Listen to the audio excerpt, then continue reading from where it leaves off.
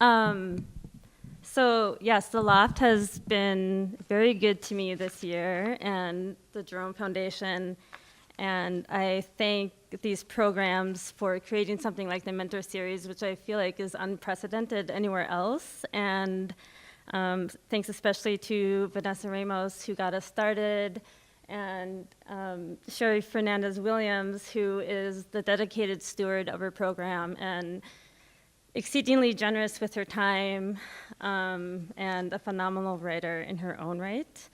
And it's a real privilege to read tonight with Molly Cooney and Dani Shapiro. And I want to thank all the mentors, including Dani, who worked with us, Matt Rasmussen, Kalia Young, Patricia Smith, who's coming in June, but especially to my fiction mentors, Diego Vasquez Jr., who taught me about necessity on a page, and Rue Freeman, who has a spot-on bullshit detector.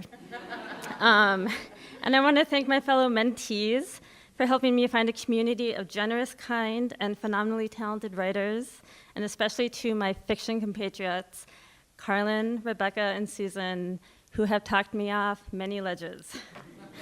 And of course, I want to thank my family, many of them who are here now. They look kind of like clones of me.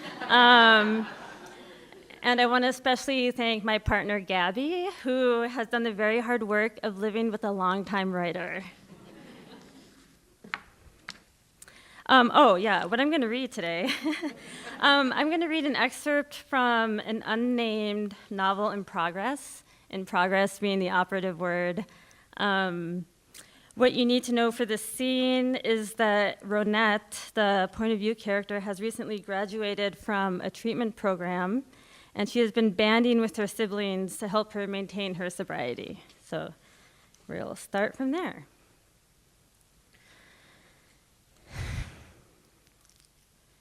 The day that the baby started to come, Ronette visited one of the bars she used to frequent. Her brother Henry dropped her at the front door, then set his watch for 20 minutes. It was the agreed upon amount of time, a compromise between no time at all, which her sister Louise had suggested, and all the time in the world, which was what Ronette wanted. She had leveraged the negotiations by convincing Louise she was here to make one of her amends, knowing that her sister wouldn't be able to refuse the promise of progress. Ronette struggled out the car door, then rearranged the towel Henry had draped over his leather seats, just in case. "This doesn't count against my time," she said. Henry held his gaze steady on his watch. "As soon as you get inside, I'll start your time." Ronette shrugged, and Henry reached across the console to shut the passenger door for her. When she made her way into the bar, she shut her eyes hard several times to acclimate to the dark. The place stank of sweat, rum, and faintly of piss, but Ronette felt at home. There was only one other patron in the bar, and not one she recognized. An old-timer in a dark canvas jumpsuit with the name of an airline embroidered in orange across the back. He sat at the very end of the bar, transferring pale beer from a plastic pitcher into his pint glass, then sprinkling salt into it. He set the torn salt packet atop a pile of others at the ready. She was relieved not to recognize him, and a little proud, too.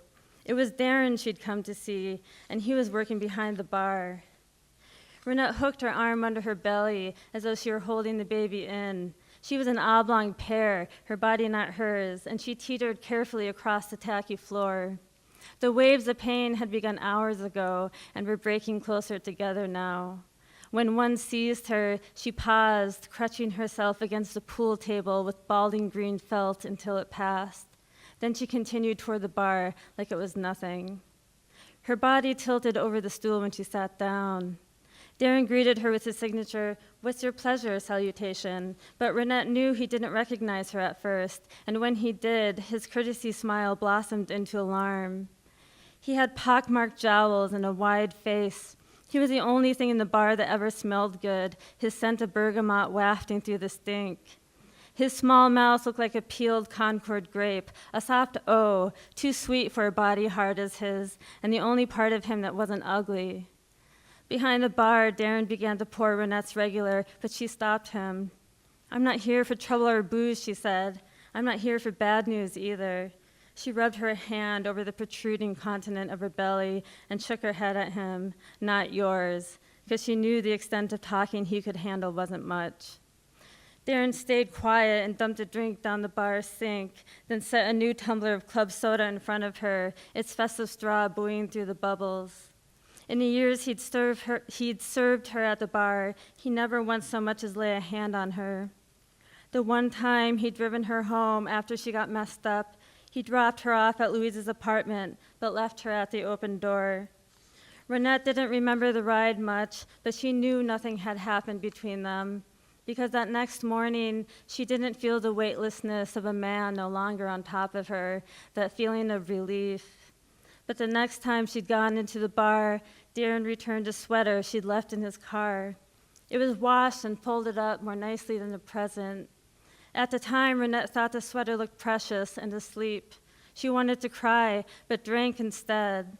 And after the bar closed that night, she begged Darren to fuck her before she left. And when he finally conceded, and this she could remember, she kept her hand over his mouth so she didn't have to look at his tenderness. She told him to stop trying to treat her so gentle until the heft of him had pinned her against the wall, his good smell smothering her. That had been her last time here. Darren picked up a glass that was already clean and began to polish it with a rag as though it were crystal. Not even a hello, she asked. He folded his arms across his chest, but Renette remembered how he'd opened his body to her in the dank hallway. She looked down there now and could imagine them doing what her mother would have called the evil deed. She could see herself wedged between him and the wall, her back wrenched against the flyers and errant staples. When she'd woken up the next morning, a thin net of paper cuts draped across her shoulder blades like a red relief print. But the thing that amazed her most was that she had bothered to take her shirt off at all. She looked at Darren. Sometimes she missed that pain, warm and needling across her back. Renette lifted her club soda with one hand and rested the other on her belly. I cleaned up. I'm trying to do right, she said. Considering you disappeared yourself with no word for almost a year, I'd say we have a different idea of what right is. I'm just here to see a friend, that's all, she said. Darren oscillated his head. I'm not sure I see a single friend here. Now that's plain mean, Darren. Just give me 10 minutes of kindness and maybe some tonic instead of club soda. This has no taste. Darren began to pour her a new glass. It's more true than mean, Ronnie. I'm not staying long. I only have a few minutes. My brother is waiting for me in the lot. I just wanted a little familiarity, that's all. She checked a pink neon clock over the pool table. Christ, it took me half my time just to waddle up to the bar. Still using your brother and sister like a taxi service, he asked. Ouch, Darren, that one really hurts. No, it don't, he said. You don't have a fleck of reservation on your face. He placed the glass before her, and it was clear to Renette he was trying to gauge the extent of her belly. You want to feel him, she asked. When he tried to wave his hand in refusal, Renette grabbed his wrist and placed his palm on her belly, centering it below her solar plexus. Those are his feet, she said. He dropped yesterday, and he's pushing off. It's like he's pushing off the edge of a pool, and he's going to swim out of me. Renette unclasped Darren's wrist, but he let his hand rest there a minute. I'm calling him Carlin, she said. It means little champion. This guy saved my life. He's been keeping me clean. Darren removed his hand, then clenched his fingers into a fist. Maybe, Renette thought, he was trying to hold on to the feel of it. If it's any consolation, I'm here to apologize, she said, for disappearing like you said I did. Darren flexed his hand and shook his head. You have all these people taking care of you, Ronnie, even that little baby of yours. When all is said and done, I just hope you can take good care of him in return. I truly do. Renette jabbed at her drink with a straw. She wanted that too. But when she was honest with herself, she knew she'd held on to the pregnancy to help her stay clean and hadn't thought much further than that. She had expected to feel some pangs of maternal yearning along the way, but now the baby threatened to empty her out, and that feeling hadn't yet come, whatever it was. The urge for a hard drink began to pulse through her. She noticed the old-timer at the end of the bar staring at her. He worried a salt packet into a pile of shreds next to his empty pint glass. She rubbed her belly emphatically and lifted her tumbler into the air toward him. Then she took the straw out of her tonic, drank it like a real drink, and pushed the empty glass toward Darren. "Just give me another little squirt," she said, "one for Carlin." Darren filled her glass again. "This is the last one, Ronnie. I can't be seen serving you, not even soda. You know how it is."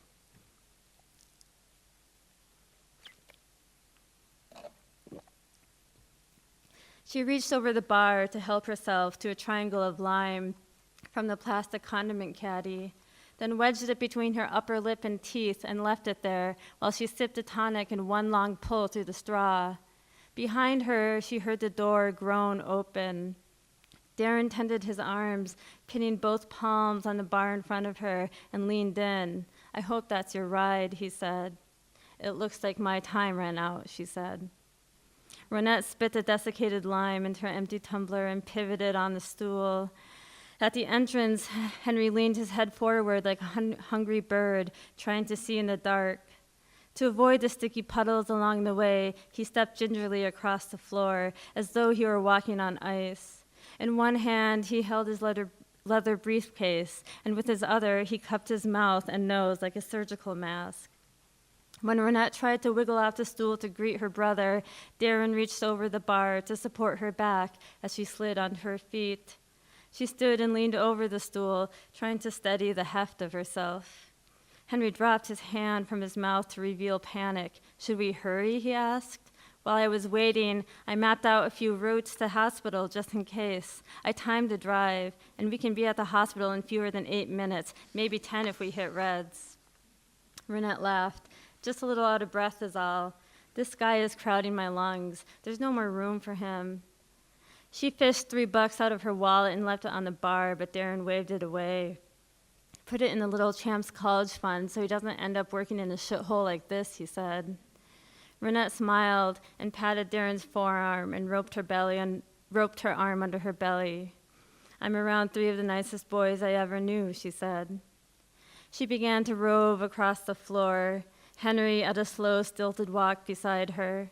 She paused by the pool table again, then turned back toward Darren to apologize one more time, or maybe just to say goodbye. She wasn't sure.